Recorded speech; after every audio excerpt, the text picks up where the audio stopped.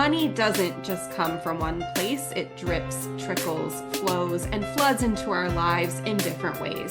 Welcome to Drip, Trickle, Flow, and Flood, a podcast that explores the power of multiple income streams. Whether you're an employee, freelancer, entrepreneur, a creative, or an investor, we break down how money enters your life and what to do with it once it's yours. So, welcome back to the podcast. Hey, Tony. Hey Melissa, how's the day going? It's pretty good. How's your day? It's going well. Yeah.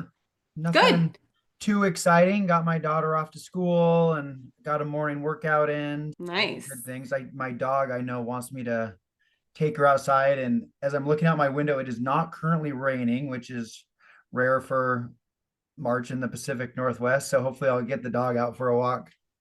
This is true. My husband Gary just took our dogs to the park. I heard him come back. So he must have got them out in the break in the rain. But of course, the pups think that we exist for them. So Yeah, so they're like, for sure. get off this podcast. But today we are talking about a cool topic. So we're going to talk about money and family, the conversations we have, the ones maybe we avoid, and how our upbringing shapes the way that we think about money. So we talked a bit about this in our first episode, which was our money origin stories and when we first became conscious of money, what discussions were being had in our household when we grew up. So let's just give the audience a bit of a reminder of that. So, Tony, when you were growing up, what was the conversation around money? Was it an open discussion? Was it not so much? We don't really talk about that. Fill us in. Yeah, it wasn't like a closed off discussion. And I remember I had a savings account at a young age. So there was some discussion going on about it. My parents are entrepreneurs. My dad had a construction company and my mom worked in that. And so I'm sure there was talk about money then. I know that when I was very young, money was a challenge for them. So I'm assuming there was some discussions about it. My I do have a bit of a wandering mind. And so whether I was paying a ton of attention, I don't know. And then, but they did expose me to things like board games that involved money and things like that. So it wasn't a faux pas in our house to talk about it. Although I don't remember sitting at a table discussing this is what you need to do with money over the course of your life. Interesting. Yeah. How about you? So I remember it wasn't a big discussion. I also don't think it would have been closed off had I asked questions. I do remember vividly my mom teaching me how to balance a checkbook, Oh, which that's was a good skill. it's still a good skill Yeah, as the landlord. Now good skill. most people pay me digitally, but I have taught a fair amount of young people how to write their first check. Yeah, So good skill. yeah, Uh, go on. that was positive. And I remember thinking at the time, why aren't we learning this in school? It Yeah. just felt like a basic thing that we should be learning. I do remember, and this isn't necessarily family specific, it was more the area that I grew up in.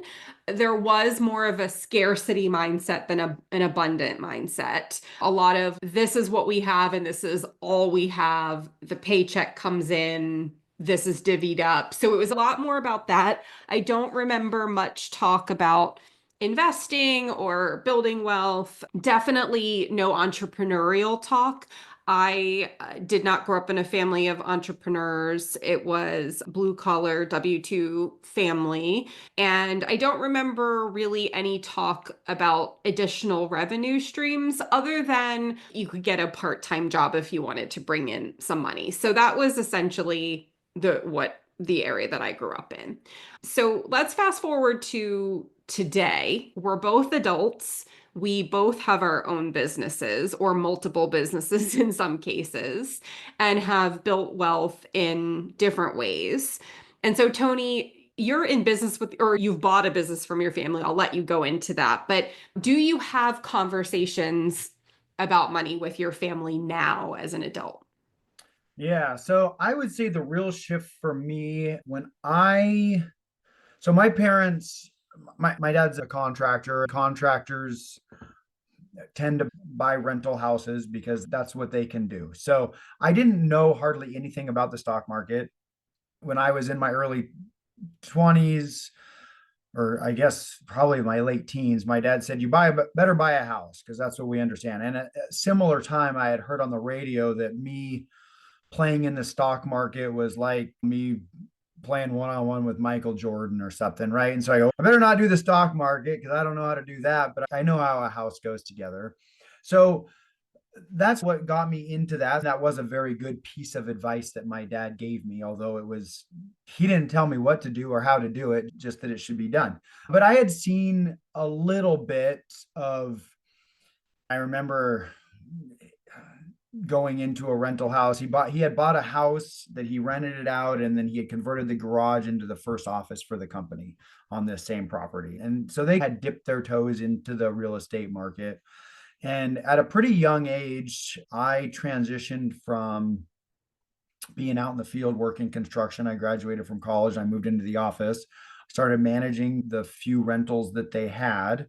And at so that was in my mid 20s. And since then, I have been very integral in my parents' finances. I was helping run the construction company and got to the point where my brother and I were running the construction company, even when my dad was he was still running projects. He wasn't retired yet, but he wasn't necessarily as actively managing it. I started buying and selling my parents' investment properties. They have some properties I don't know that either one of them have ever seen. And I do all their leasing, all the collecting of rents. And so I am very involved with my parents' income and their assets, and I understand them very well. And some properties I know better than them, some that they do have more on their own. And so it really has been a process and a team effort over the years. My mom still does all of her own books for her things, for her rentals. So I'm not dealing with that piece for them on that.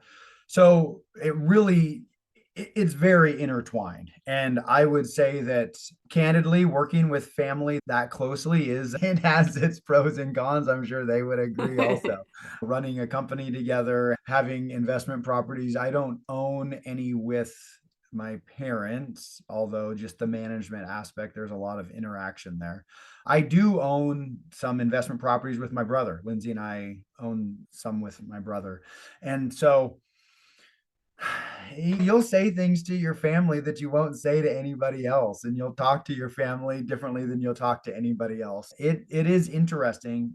My brother and I have a ton of financial talks, both from obviously running the business together. We talk about it a lot in that aspect, owning the investment properties together, but then outside of it, it's something that we both have become very interested in.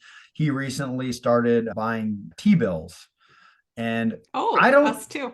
I think Gary's the one that told him about it. Oh, probably. Yeah, I think Gary's the one that led him into it. So Dominic's talking to me about his T-bills all the time. I haven't bought any, so I'm not educated on that yet. Although it seems like it's been a pretty good move, especially given where interest rates and stuff have been. So that has been very, yeah. My brother and I talk about it a lot, and then my wife and I have owned businesses together. We owned hair salons together, which again, owning a business with family can be tricky. It went really well. And I would say same with my brother and with Lindsay. We have our divisions of labor, and that's been good. And so Lindsay and I do have a lot of financial talks. A lot of the real estate that we have bought in, she's been the one that has found it or thought that we should do it. The flip side is there is a little bit of blind trust that I'll come home. Actually, a funny story. So one time when my wife was teaching at bar three, realtor that I was working with came in and she goes, "Oh, what do you think about the house on Cherry Street?" And Lindsay goes, "I don't know anything about that." And the realtor goes, "Oh, hope I didn't just get Tony in trouble." She goes, he'll tell me when I have to go in and sign a title. We have this very good relationship that we do discuss money. We don't have separate checking accounts. I know some families do that. It's all just one pod and it's all pretty open, but there's definitely a lot of trust that goes both ways there. And yeah, and then I think we'll talk about, you can maybe dig into your current experience a little more, but we can talk about how I interact with my daughter on finances here also. I'm excited to talk about that. I'm very fascinated by your background, though, and how you work with your family, have a business with your family. Like all of that's so fascinating. We'll maybe we'll see if your brother will come on at some point. That would be a fun discussion. Maybe not. Begrudgingly, he might. He might. Maybe my husband can convince them because Yeah. they talk about fine. Gary will talk about finances he loves that kind of stuff. In my family, it's a little different though. We did have one family member who we used to talk to a lot when he was alive about finances. So I'd say the majority of the money conversations that happen in family outside of myself and my husband are usually just around like wills and trusts and estate planning. We don't have any businesses together. And while Gary will talk about finances all the time if you give him the opportunity, because he loves that stuff, which is great, not everybody wants to take that in. So he tends to then talk to Dominic, your brother, about it, or whoever will listen. But a big, I would say, source of inspiration for our finances was Gary's grandfather, who unfortunately passed, but he was Pop. So he went by Pop. And he was really into everything. We would just call him a mover and a shaker. So he was living the drip, trickle, flow, flood, just embodying it fully. He was on the computer doing the stocks. He was just so into all sorts of things, selling watches, just anything you could think of. Pop had his hand. And it was really fun. So Gary grew up around that. So he had that from when he was quite young. He was having those, just being inspired and having those conversations with his pop, which you can see really led to who he is today. And like I said, we grew up differently. I wasn't having those conversations much, but we definitely have them now. We're like you and Lindsay, we're very open about finances. I would say I consider Gary the CFO of our family. He very much takes the reins of how things are invested. I'm very thankful for that because while I love learning about it, and that's part of why I love doing this podcast, because I feel like I'm also learning as we go along and I'm learning from you, Tony. I'm very good at certain things. I would say I'm very good at earning money. I'm very good at business. Maybe not so much at what you do with that money once you have it. And so that's always been our arrangement, Gary and I, is once that money comes in the door, what's the best usage of that money? Like, how do you turn that into more money? How do you make that a flow? And so he's extremely good at that. So we'll have Gary on future episodes to talk more about that. But I'm curious what you think, and we'll get into as well, like how you're passing these money conversations down the generations to your daughter. But do you think in general it's good for families? And I'm meaning more outside of your spouse. Do you think that those investment and wealth building conversations are good for families to have? Or do you think sometimes it's better to handle that individually? Or are there boundaries we should be thinking about? And I know you're in a business situation, so it's different, but I'm just curious what your thoughts are around that. I think everybody should talk about money and finances more. I think it's one of the big things that hold people back in the United States and probably all over is there's just a lack of education about it. And if there was more education around finances, I think a lot of people would be in financially better places. I think that has to start in the household. And even if a parent doesn't know what to say, they're not educated on it, at least having that discussion and expressing that, or that you have these bills to pay, these things, explaining that is super important. And who knows, maybe you'll talk to your kids and be like, I don't really know, I've never been able to get ahead with this money or whatever. they're really smart. They might then be like, oh, I looked this up and this TikToker told me this or whatever. I'm not saying take all your financial advice off of TikTok, but it's definitely one of those things where if people talked about it, more education can get shared. And so I'm a firm believer of just everybody should talk about it. And you mentioned learning how to fill out a checkbook, and I actually did in school. They taught that. Mrs. Graham taught me that. Oh, Still one of my favorites. So that's something. But then, so then as we talk about it, you mentioned trust and wills and those sorts of things. I think it's very important, especially as your kids become adults. And if you're the kid in this situation, to talk to your parents and have that open discussion so that it's not some big surprise. This might sound morbid, but I have a file that says if I die, and it's who do you call? Because I'm more the CFO for our household. And so it's who do you call? What are the accounts? Who do you talk to get all this stuff? Where's the life insurance? All those sorts of things. Where are the leases for all these rentals we have? All the things. And we have a pretty complex financial world, probably more complex than most. And so I want to make sure that information is there for Lindsay, or daughter's only 12 at this point. So if we get hit by a bus or something together, then at least they're whoever takes that financial situation over, and we have that lined up that they can take care of that while Harper ages. So I think it's huge. And I know a ton of people that they've never had a financial discussion with their parents ever. And they have no idea how much their parents have. They have no idea if they're going to be able to support themselves as they age. And it's a big deal right now. There's a lot of baby boomers out there, and they're all aging as we all are. And you just you don't necessarily know how they're going to support themselves. And as a country, we don't talk about it that much either, right? It's yeah, we know we have this big national debt or whatever. Do we know how and why?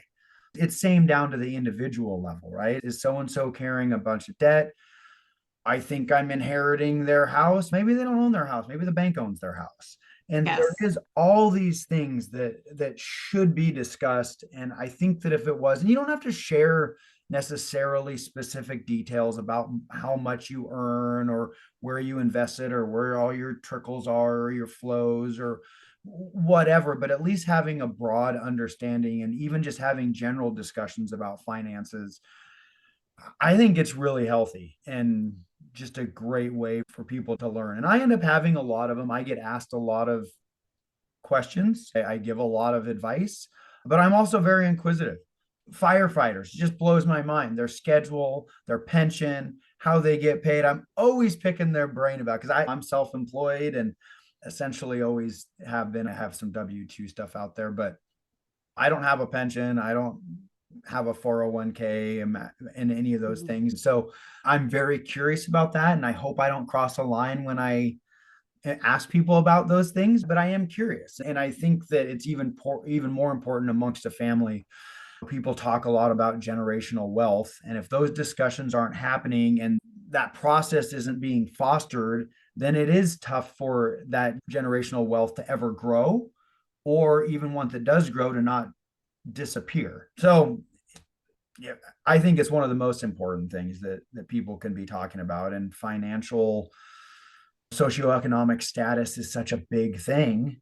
And I don't want to get into all the different things that it can mean, but I think everybody, generally speaking, would like to move up the socioeconomic ranks. It's the American dream. And I think it all starts with conversation and education, and the Mhm. two go hand in hand. Yeah, I agree with you. I think this whole money being shrouded in secrecy is not serving anyone. And so having these open conversations, not just with family, but just like we're doing here on this podcast, being very open and having money conversations, hopefully will inspire some other folks to have them as well. And I like what you brought up around this generational gap and how every generation thinks about money differently. So I know with my family, a lot of it was job security, pensions, right? I guess more of those traditional things, Social Security, what you're getting from your W-2 job, a lot of that discussion. Nowadays, and you brought up TikTok, which I also don't say get your financial advice from TikTok necessarily, but I think in this generation coming up, it's very interesting to see what kind of money conversations they are having. So we're hearing different things. Lots of entrepreneurship conversations are happening, whereas maybe that wasn't happening as much. Of course, it was in your family, but not necessarily across the board if we're looking at boomers, if we're even at looking at Gen X. Now there's lots of people talking about investing more. We have crypto, things like that, which we won't get into that necessarily, but there are these conversations happening.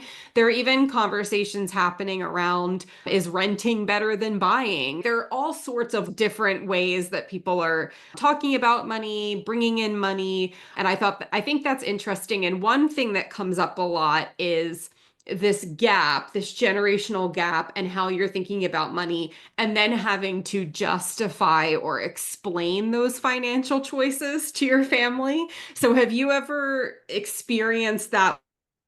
You and your brother, let's say, are like, this would be a really cool flow or trickle, whatever. And your parents are like, what are you talking about? What Well, are you I doing? think, yeah. And I think my whole approach, this drip, trickle, flow, flood, is the idea of it is very foreign to people. And not everybody wants five jobs. Most people don't want five jobs. So that is definitely unique. And I think a lot of people, probably my parents included, I know my in laws, they definitely sometimes I think look at Lindsay and I and what are these two doing? And but I think if you put it in a different framework, people have been doing this, maybe not forever, but people have been buying stocks. People have been thinking about real estate income and having their job, and maybe they have some sort of side job also. And so it's really not a new idea. I think it's new putting verbiage to it and explaining it and having a discussion about it. So do I would say it's not necessarily just generational. I would say my parents and my coworkers and my brother and everybody sometimes look at me a little cross-eyed when I come up with some of my harebrained ideas. So that may be a little more me than necessarily generational. I do think it is unique though, just that to have money coming in so many different ways. And I look at it a little bit as an insurance policy. And I think that's something that definitely the older generation could get behind. And if you explain it in the aspect of, yes, I have this flow. Yes, this is my job. But what if I don't get to build any more houses? What if you lose your job? What if you're not physically able to do your job? What if AI takes it over? There's a million scenarios there. And so if you have these other sources of income and these other streams coming in, even if it is just a trickle and it's coming in, one is building up that pile that hopefully that leads to other trickles and flows and can build up your investments. But maybe you have to pivot and you have to turn that trickle into your flow. So again, it's a different conversation. And I know that it was a little more awkward in the past to maybe talk about money.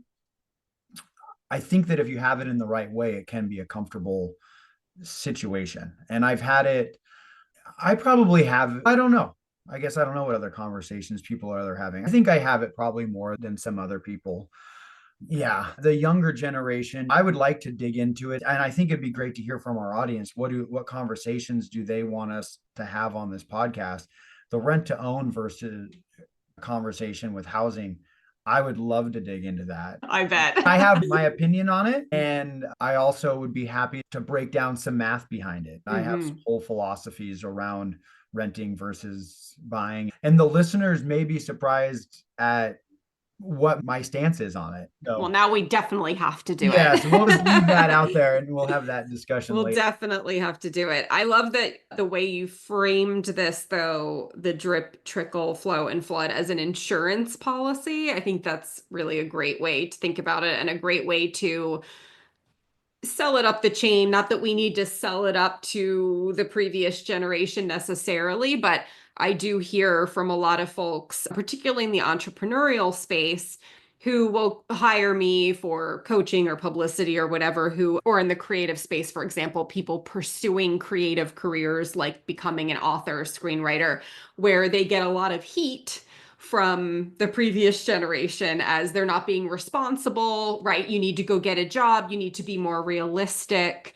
And I think what's so great about this framework here is that when you are having those discussions with family or you go home for Thanksgiving, whatever the case may be, and you're having those difficult conversations. And I hear this so much when it comes to creatives that they dread going home because they're going to get just read to filth for their choice. And are you making money yet? And when are you going to get a real job? So I think this is a really great framework for that purpose as well, to be able to have that conversation with family and say, this is what I'm doing. I'm building multiple income streams, diversifying income. And in fact, that is an insurance policy for me. So great way to frame it and to help people with those conversations. So before we wrap up this episode, though, I want to hear about talking to kids about money. Now, you're a dad, I'm not a parent, so I'm going to lean on you for this one, but I'd love to know how you approach money conversations with your daughter. Yeah, I started from a very early age with her, just exposing it to her. There's a board game, Cash Flow for Kids, that came out of the Rich Dad Poor Dad series, Monopoly, and she's not really into board games, so she's played them a little bit with me. But it was just exposing her to the idea. And one of my proudest moments, I can't remember how old she was now, but maybe 8, and we were standing somewhere at, I don't know if we were at a party or barbecue, whatever, and somebody said something about an asset, and she rattled off what an asset was in the way that I see it. And I've touched on this a little bit, right? An asset, it's got to be something that's appreciating, not depreciating. It can't be a liability, and all of those things. And so I was so floored that she was listening. But then I've gone beyond that. I want her to know the whole world. My goal for her is to do whatever she wants to do and understand that she can do those things and make money. And by doing drip, trickle, flow, flood, and having income coming in different ways, it'll give her the flexibility to explore different career paths, different entrepreneurial ventures, whatever she wants to do. And if she decides she just wants to go have a job and have that one flow, great. I don't care at all.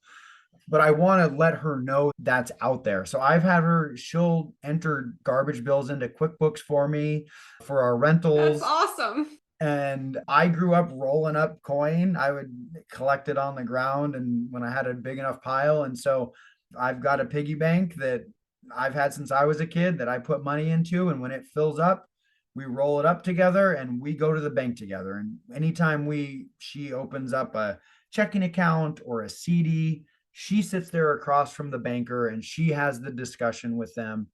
And I think it's super important for her to have the confidence both to talk about it and be educated about it, but also be the person that will sit across from a banker or a financial advisor or whatever the case may be.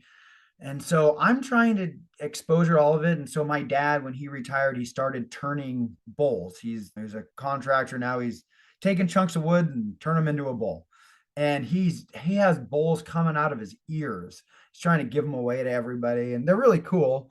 And she started an Etsy account trying to sell these wood bowls. And so she would split it with Papa, the proceeds, and he's got the labor for the bowls and she's got the labor for selling them. And Wow. Young entrepreneur. yeah, although I have to say the market for wooden bowls is fairly saturated on Etsy, so it hasn't really turned into a brilliant moneymaker for her yet. But you never Well, know. And she's learning market yeah, saturation. she's sold lemonade at a lemonade stand, and she had her first job last summer picking berries with her friends, and so she's into it. And again, I really try not to push her in any one direction. I just want to expose her to different opportunities. But I talk about it all the time. And Lindsay and I talk openly about money around her.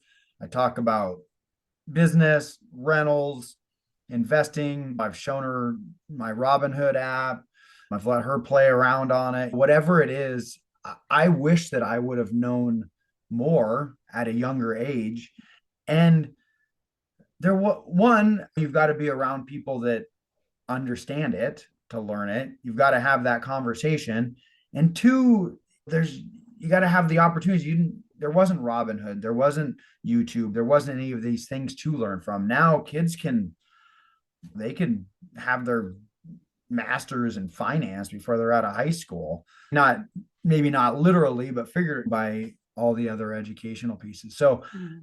I'm a firm believer in it. There's a local nonprofit in Whatcom County that it's called Whatcom Dream, and that's their whole thing. Is they started off just teaching adults financial literacy, but they've started teaching kids that, and I'm hoping to get involved a little more in that. I wrote an article about them. That's how I learned about them. Very And cool. so there is cool stuff going on. And I know that at my daughter's school, they have a finance class now that didn't exist when I went through. Mrs. Graham taught me how to fill out a checkbook and a few other things, but there wasn't like this big a whole finance class where I think they're playing with stocks. And I've had some kids that I've coached ask me which stocks to buy. And I don't know how those turned out. Again, I'm not a stock picker, but I think it's really cool. And I'm really trying to expose Harper to it in whatever way that I can. I think that's so cool. She's got a great foundation between you and Lindsay to learn all of these things. So, I think just to wrap up this episode, the key here seems to be let's normalize talking about money. So, whether it's with your kids or your parents, within your own family, or even yourself. So, just increasing that financial literacy yourself. It's definitely never too early or never too late to start having these conversations. So, that's it for this episode. If you enjoyed our conversation, we would love for you to follow, subscribe, rate, review, and share it with somebody else who you think might need to hear this message. So thanks for tuning in, everybody, and we'll see you next time for more Drip, Trickle, Flow, and Flood.